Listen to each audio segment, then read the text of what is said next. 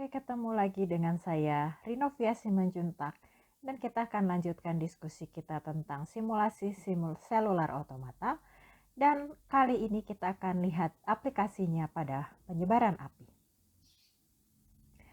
Jadi tujuan kita di sini adalah untuk mempelajari bagaimana membangun selular otomata 2 dimensi untuk penyebaran api, ya. Dan tentu saja kita bisa aplikasikan metode ini untuk permasalahan lain yang berhubungan dengan penyebaran. Seperti apa? Misalnya penyebaran penyakit menular. Jadi selain Anda melihat laju perubahan orang yang terinfeksi dan sebagainya, di sini juga Anda bisa mempertimbangkan lokasi orang tersebut, ya, apakah dekat dengan orang yang sudah terinfeksi sehingga kemudian orang tersebut bisa menjadi terinfeksi atau tidak, ya. Selain itu kita juga bisa misalnya diterapkan untuk distribusi polusi. Nah, jadi ini modelnya, ya. Jadi kita menggunakan matriks N kali N. Jadi di sini disederhanakan ukurannya sama untuk baris dan kolom. Kemudian tentu saja karena ini selular otomata, dia merupakan model yang dinamis, berubah seiring waktu. Jadi ini matriksnya berukuran N kali N. Dan di sini kita punya 3 keadaan untuk setiap sel. Ya, Anda ingat kalau selular otomata, setiap sel memiliki keadaan yang jumlahnya hingga. Ya, untuk contoh pertama yang kita sudah bahas sebelumnya yaitu tentang difusi. Di situ ada cukup banyak, ya, walaupun masih tetap berhingga, ya. Karena apa? Karena ada gradasi suhu mulai dari suhu terendah sampai suhu tertinggi. Jadi di sini kita memiliki nilai 0, ya. Nilai 0 untuk apa? Untuk sel yang kosong, artinya dia tidak memuat pohon, ya. Kemudian 1 untuk sel yang memuat pohon tapi tidak terbakar. Kemudian 2 untuk sel yang memuat pohon yang terbakar, ya.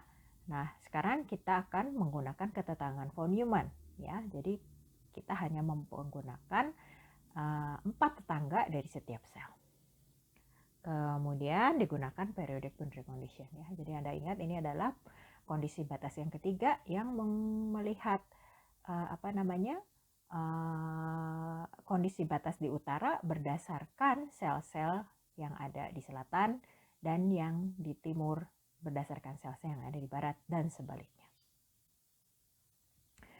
Kemudian di sini kita akan menginisialisasi sistem secara acak, ya. Jadi ya, inisialisasi sistemnya dilakukan oleh program yang kita buat, ya.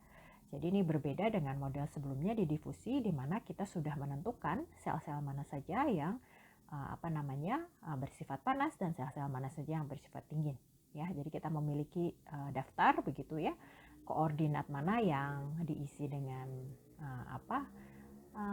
kondisi panas dan koordinat-koordinat mana yang diisi dengan kondisi dingin, ya.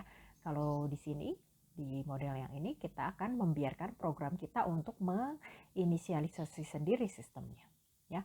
Ini tentu saja inisialisasi yang seperti ini tidak bisa digunakan kalau misalnya Anda sudah memiliki peta, ya, peta dengan peta hutan misalnya yang sudah ada pohonnya, mana yang kosong dan sebagainya. Ya, kalau seperti itu Anda hanya tinggal menerapkan grid saja, sistem grid atau sistem matriks kepada peta Anda, kemudian nanti tinggal diisikan sesuai dengan keadaan sebenarnya, ya.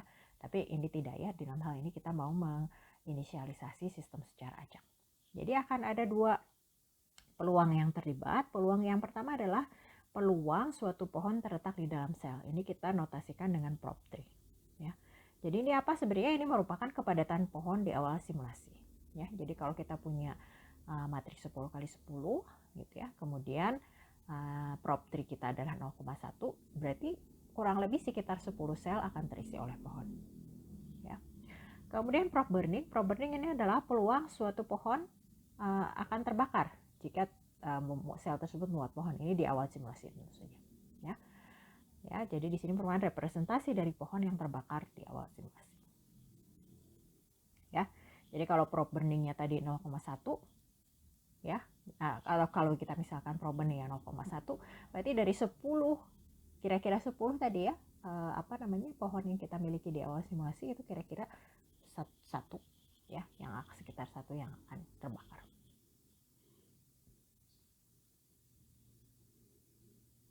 Jadi ini algoritmanya, ya.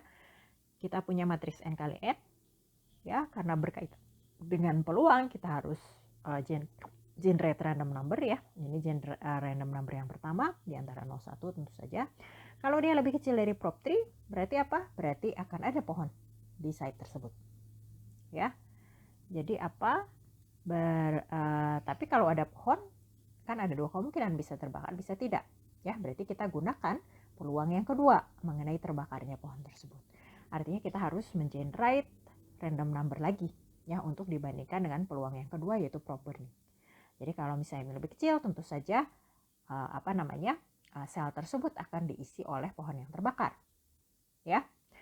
Kalau tidak, kalau lebih besar, dia site tersebut akan diisi oleh pohon yang tidak terbakar, ya. Dan tentu saja kalau else dari ini, ya, dari kondisi ini, ya, jadi artinya apa? Random number yang kita bangkitkan pertama kali itu lebih besar atau sama dengan prop 3, berarti dia akan menjadi sel yang kosong, ya. Oke, ini algoritma fungsi inisialisasi. Nah, kemudian berkaitan dengan aturan transisi, kita bisa mendefinisikan sesuai dengan model yang kita ingin bangun, ya, sesuai dengan asumsi yang kita buat, ya, sesuai dengan sifat pohon dan seterusnya, ya. Jadi ini aturan transisi yang akan kita buat. Nanti kita akan lihat asumsinya seperti apa, ya. Nah, jadi kalau selnya kosong, empty pada saat T plus 1, di sini kita buat aturan transisinya adalah tetap kosong. Artinya apa? Artinya dalam simulasi ini kita mengasumsikan bahwa tidak ada pohon yang tumbuh, ya. Jadi tidak ada yang tumbuh. Nah, sekarang kalau misalnya suatu sel itu memuat pohon pada saat T, berarti pada saat T plus 1 ada kemungkinan dia bisa terbakar atau tidak, ya. Nah, ini bergantung pada apa? Bergantung pada adanya api di sel tetangga, ya. Jadi kalau misalnya di sel tetangganya ada api, bisa jadi dia akan terkena api juga, akan terbakar juga. Bisa tidak, bisa iya, ya. Atau di sini ada lagi satu kondisi lain, yaitu ada petir yang menyebar, ya. Jadi mungkin daerahnya sering banyak petir menyambar-nyambar begitu, ya. Jadi ini kita masukkan ke dalam ke dalam aturan transisi, ya. Nah, kemudian di sini nah ini tentu saja yang tadi aturan transisi yang kedua, ya. Ini tidak tidak dipertimbangkan apakah misalnya tetangganya yang terbakar hanya satu, atau misalnya ada dua, atau semua tetangganya empat-empatnya terbakar, ya. Itu tidak dipertimbangkan. Yang penting ada saja yang terbakar, berarti ada peluang bahwa site kita itu bisa ikut terbakar, ya. Tentu saja nanti Anda bisa perbaiki modelnya, ya. Jangan kalau misalnya hanya ada satu, peluangnya lebih kecil, ya. Kalau empat-empatnya terbakar, itu lebih besar peluang untuk terbakarnya, ya. Itu bisa diubah, tetapi dalam hal ini kita tidak melihat hal itu, ya. Nah, kemudian yang aturan transisi yang ketiga adalah kalau misalnya dia sudah terbakar, ya, pada saat T, nah dia akan langsung terbakar habis pada saat T plus 1 itu sudah langsung jadi sel kosong, ya. Jadi ini Anda bisa bayangkan, tentu saja ini pohon yang cepat terbakar gitu, ya, mungkin sejenis semak-semak begitu, ya. Kalau pohon besar, pohon jati gitu, ya, mungkin agak lama terbakarnya, ya. Jadi misalnya T plus 1, T plus 2 itu masih terbakar terus, ya. Nanti baru T setelah ditambahkan suatu periode tertentu baru dia menjadi kosong, atau mungkin tidak kosong juga, ya. Nanti ya hanya akan mati saja gitu, ya. Ada bekas terbakar tapi masih ada pohonnya, bisa jadi, ya. Tapi aturan transisi kita seperti ini, ya. Jadi asumsinya adalah pohon yang mudah habis terbakar, ya. Untuk model lain Anda bisa pikirkan bagaimana aturan transisi. Oke, nah untuk menerapkan aturan transisi tersebut, jadi kita punya peluang lain, ya. Nah, peluang lain kan berarti karena suatu site itu bisa suatu site yang memuat pohon itu bisa terbakar atau tidak, berarti ada peluang lagi yang terlibat di situ, ya, peluang terbakar. Nah, tetapi berbeda untuk yang dengan inisialisasi yang di awal, ya. Ya, ini untuk membedakan saja, ya, supaya Anda bisa punya variasi begitu. Di sini kita buatnya bukan prop terbakar, ya, tapi prop imun, ya. Jadi ini malah peluang imunitas, ya.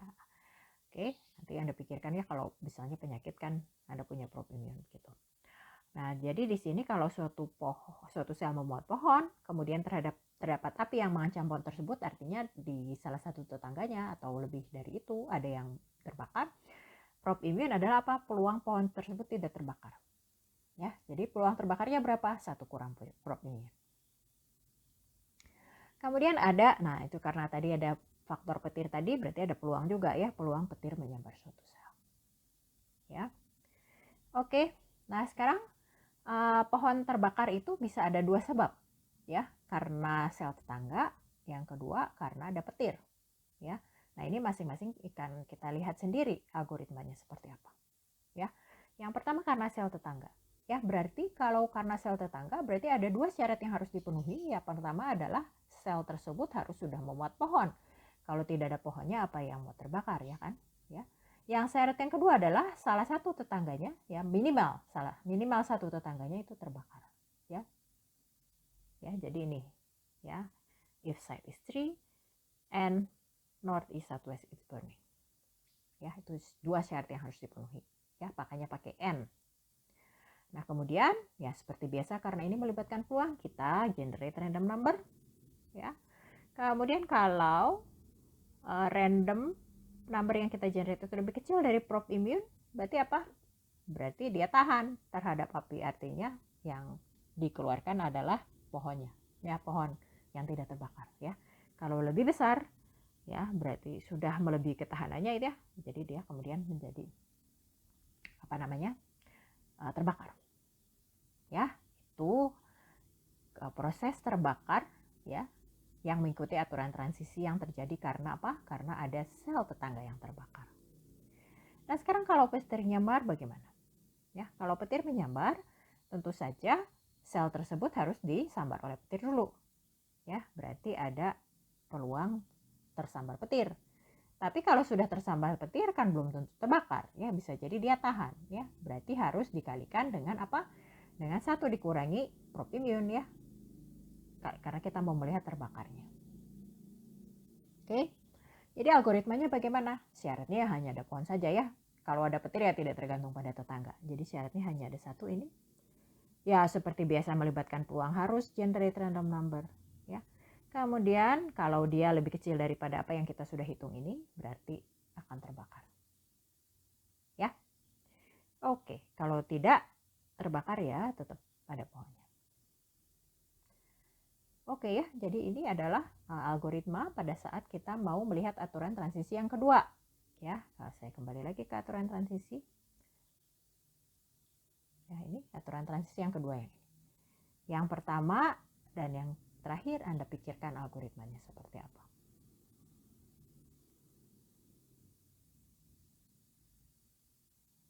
Ya, jadi ini algoritmanya. Ya, secara keseluruhan, bukan algoritmanya, langkah-langkahnya ya, langkah-langkah di dalam algoritma. Pertama, inisialisasi sistem. Kedua, Anda iterasi sebanyak 3 kali ya, mau berapa kali itu iterasinya, ya. Yang pertama adalah Anda harus lakukan perluasan batas. Di sini yang kita gunakan periodic boundary condition, ya. Harus dilakukan di setiap iterasi ya, karena Anda tahu ya, kondisi selnya setiap saat berbeda, berarti kondisi batasnya juga akan berbeda, berubah setiap saat. Ya, dan ini harus dilakukan ya, kalau tidak nanti sel-sel yang ada di ujung-ujung itu jadi error hasilnya ya, karena tidak bisa diproses. Ya, kemudian kita lakukan penyebaran api berdasarkan aturan transisi. Ya, tadi ya aturan transisi yang kedua sudah kita bahas. Nah, yang pertama dan ketiga Anda pikirkan. Kemudian Anda display. Ya, display dalam bentuk matriks, dalam bentuk warna ya, bisa warna. Tentu saja ini lebih mudah daripada di display difusi karena di sini tidak ada gradasi ya. Jadi hanya ada yang 0, 1, 2. 0, 1, 2 betul. Ya. Kosong, ada pohon atau terbakar. Jadi ini salah satu contohnya ya. Di sini kita gunakan matriks ukuran 50 kali 50. Kemudian prop tree-nya 0,8. Jadi artinya pada awalnya ya, pada saat inisialisasi itu 80% dari matriks tersebut akan diisi oleh pohon ya yang berwarna abu-abu. Jadi Anda lihat di sini putihnya lebih sedikit. Kemudian prop burning ini adalah pada saat inisialisasi peluang ada api. Ya. peluang ada api pada saat inisialisasi. Ya, jadi kalau tadi sekitar 80-an, ada sekitar 80% gitu ya, dari 50 kali 50 ya. Nah ini sekitarnya berapa ini? 0 ya, segitulah ya, 0,0005 ya. Dari jumlah itu akan terbakar ya. Kalau kita lihat di sini hanya satu ya yang terbakar pada saat inisialisasi. Ya, kalau misalnya tidak ada yang terbakar di inisialisasi ya sudah selesai kan ya. Anda ulang lagi saja ya simulasinya. Oke. Nah, kemudian ini prop lightning ya, ini jadi cukup kecil ya, akan ada petir yang menyambarnya ya, tetapi terjadi juga ya di sini kalau kita lihat pada saat T sama 2 ini muncul api ya, berarti ini salah satu-satunya cara adalah karena ada petir ya, tidak, karena di tangannya kan tidak ada yang terbakar. Kemudian prop immune ya, ini hanya 1/4 ya, jadi ini jenis pohon yang mudah terbakar juga ya. Jadi ketahanannya 0,25. Kemudian di sini T-nya sampai 50 ya. Oke. Jadi ini sampai T sama dengan 2 ya, Anda lihat di sini mulai dari satu pohon yang terbakar, Anda lihat ini 3 tetangganya langsung terbakar, dirinya sendiri kan langsung kosong ya. Nah kemudian ini meluas ya, lalu muncul satu karena ada petir. Pada saat T sama dengan 3, nah ini sudah terbakar ya, sudah habis terbakar sekitar ini ya. Kemudian di sini tetangga yang karena ada petir tadi sudah mulai terbakar. Bisa kita teruskan ya.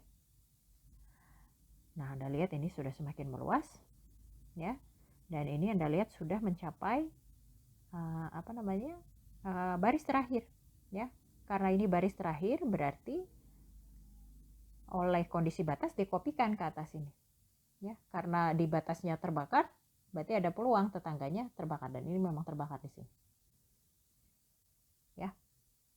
Nah ini hal yang sama juga terjadi di sini ya. Ini kita lihat di baris pertama sudah terbakar ya, kemudian berarti kondisi batas di sininya nanti di pada saat yang satu ya, di sini akan ada api. Nah ini sudah terkena di sini. Oke ya, jadi itu yang kita lihat.